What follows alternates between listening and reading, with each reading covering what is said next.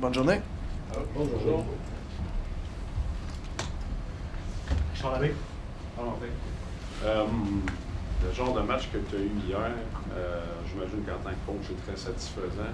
Maintenant, le défi, c'est de le reproduire. En tant que coach, comment tu t'assures que ton équipe soit capable de reproduire cette performance-là?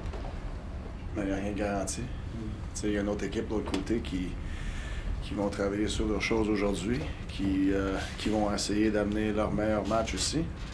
Mais moi, c'est de se concentrer sur chaque action qui va aider. Les séries, pour moi, c'est tout le momentum. Puis ces équipes, ils se battent pour le momentum durant un match, durant une série. Puis il faut se battre pour ce momentum-là, de la minute de la puck drop. Puis c'est impossible de l'avoir pour 60 minutes. Mais c'est, comme je l'ai dit, c'est aller chercher toutes ces minutes-là. Puis quand ils le poignent, d'aller leur voler le plus vite possible, tu sais. Puis même ça ne garantit pas une victoire. Il y a bien des choses qu'il faut qui arrivent. Mais, moi, je suis content de notre résilience. Hier, on a joué notre meilleur match jusqu'à date. Puis même encore durant ce match-là, il y avait des erreurs qu'il faut essayer de corriger. Puis, mais c'est plus que les X-Pléo. C'est une attitude, c'est un mindset. Puis j'aime où ce qui est aussi. J'aime aussi qui est. Martin, quels sont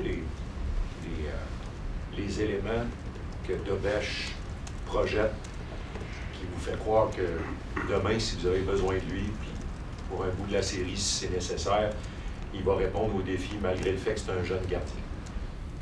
Les éléments, là, de quoi tu parles? Ce que tu vois par rapport à lui, l'individu, parce que je sais que tu dis souvent que tu n'es pas un spécialiste des gardiens, là.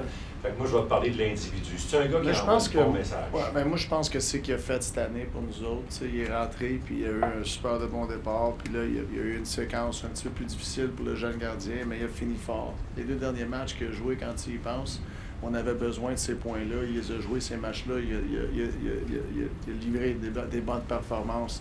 On sait qu'il est capable de faire ça. Puis c'est de bien jouer en avant de lui, qui n'est pas obligé de voler un match.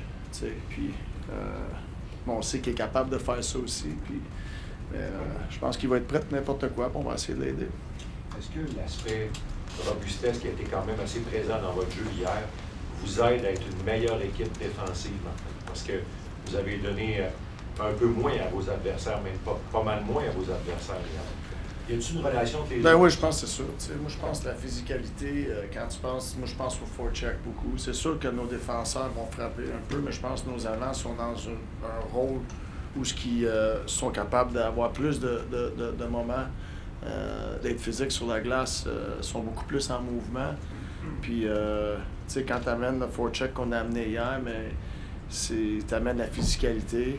Puis habituellement, sur le forecheck, la puck est 200 pieds de ton net, fait que tu te défends moins, tu passes plus de temps là. Je pense que ça vient ensemble. Faut-tu mettre des bonnes rondelles dans la zone? Fait que je trouve qu'on a fait ça. Puis tu as besoin de ça. Luc, Patrick, Eric et Arpin. Une petite question rapide avant l'après. Tu n'as pas de nouvelles, j'imagine, de Samuel Montembeault. Je suis évalué encore. Tu parlais hier, je pense que c'est tes premières séries. Comment t'aimes, comparativement à la saison, le fait que tu vas voir tous les 2 jours, tu t'ajustes aux ajustements qu'ils font, toi et ton équipe, comment t'aimes ça, ce challenge-là? Puis... Ben, c'est quelque chose que moi j'aime. C'est le chat pour la souris un petit peu. Puis c'est de ne pas penser qu'il faut que tout tu changes. Mais tu as toujours des petits ajustements ici et là. Puis ça fait partie de la game. Peut-être vous parler avant le match que vous vouliez tirer le nombre de bonnes minutes. Évidemment, de leur côté, les Capitals vous vantent le match que vous avez eu, mais ont l'impression aussi qu'ils n'ont pas bien exécuté. À quel point, pour toi, vous avez forcé ça, le manque d'exécution des Capitals? Bien, je pense que c'est sûr, il faut que tu fasses ça. Puis je sais que les Capitals vont être bien meilleurs demain. C'est une des meilleures équipes de la Ligue, puis je sais qu'ils vont répondre. Il va falloir être prêt pour te répondre là, en partant. Mais c'est ça la tâche des deux équipes, c'est de rendre la job difficile de l'autre côté, d'aller chercher le plus de bonnes minutes que tu es capable, puis en sachant que ça ne sera pas tout le match, puis de ne pas te faire trop faire mal quand tu es dans les moins bonnes séquences d'un match. Eric Engels? Marty, I remember earlier this year we were talking with Mike Sullivan about your days as a player and picking apart your opponent. It's an element of playoffs that's unique in terms of playing one opponent over and over again. How have you leaned on your experiences leading up to this moment to handle this? I mean, I feel it's a part of the game that I really like. I did it as a player, try to find holes in the other team's schemes, X's and O's, and see if you can, raise the percentages of getting success, knowing it doesn't guarantee it. But and I feel like throughout a playoff round, you have to dive in a little bit and see how they do things, and can you do things better off that, and see where they're trying to expose you as well, your stuff. So, to me, it's I think it's a big part, but with that said, it's not the only thing. I think attitude and mindset too will probably make you win a series as much as X's and O's. And if you have both, you're a hard team to play against, and that's what they're striving for. I know you said Dovish will be ready for anything. You said Sam's still being evaluated. Is Sam ruled out for tomorrow, or is he still possible? I have no idea. He's being evaluated today. Arpit? I'm wondering, the new look on the power play with Patty out, obviously last night, having the extra lefty on the ice, two lefties on one side, two righties on the other, not exactly that, but having the two lefties that can maybe switch. I mean, how did you feel? What do you think the potential is for that combination in terms of, I know it's their first time, but. I mean, there's a lot of great power plays in the league that run it like that, and now it's to, learn how to break the PK, together. And so the guys are familiar with that setup, but these five guys have not done that setup together for more than, one game now. So I'm very confident that it could be a really good power play in that setup. Is it, do we find that out tomorrow? Next game? Next year? I don't know. But, they're great players that can totally work together, but I don't know if we're going to get that consistent success right now. But we're going to try.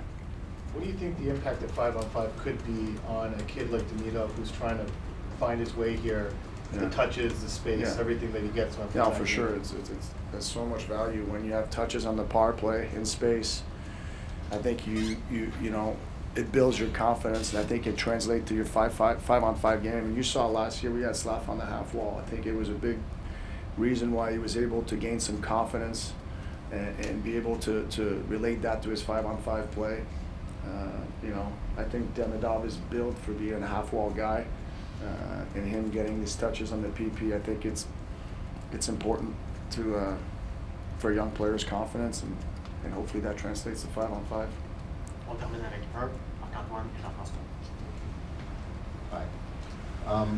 More than once you have referred to Washington as the best team in the league. I'm not disputing what they did during the regular season, but I remember when I was a kid, coaches would play mind games with the other team. Are you trying to get into their heads at all? I think I'm just stating a fact. We're going to make it as hard as we can on the Capitals, knowing this is one of the best teams in the league, and the standing reflects that. I don't think I'm trying to pump up a team that didn't have those numbers. Our group going in understand that it's a big challenge we have in front of us. We're going to try to do everything we can, to make it hard. And of course, our goal is to win the series, but we know we have a big task. And I'm not trying to inflate anything. The Capitals are one of the best teams in the league. It's the bottom line. Marc-Antoine? Il était beaucoup question avant le début de la série de faire apprendre à ton jeune groupe, leur faire vivre l'expérience des séries, voir ce que c'est, l'environnement, la pression qui est plus haute. Mais vois-tu une grosse différence entre vivre ça puis aussi vivre l'expérience de gagner une game de play-off, puis de comprendre ce que ça prend, l'élément de plus que tu dois donner pour pour aller chercher une victoire en playoff. La ligne est fine. T'sais, on a parlé des 2 premiers games, puis hier, on a beaucoup mieux joué pour plus de minutes, right? Mais on a eu des moments dans les 2 premières games qu'on avait l'air de ça, mais on ne l'a pas fait assez longtemps durant le match. Puis même là, on aurait peut-être pu gagner une de ces 2 games-là. Puis hier, on a joué un match excellent, là, de côté, là, de longues minutes de bon hockey. Puis même là, c'était 3-3 en troisième. T'sais, on aurait pu le perdre, ce match-là.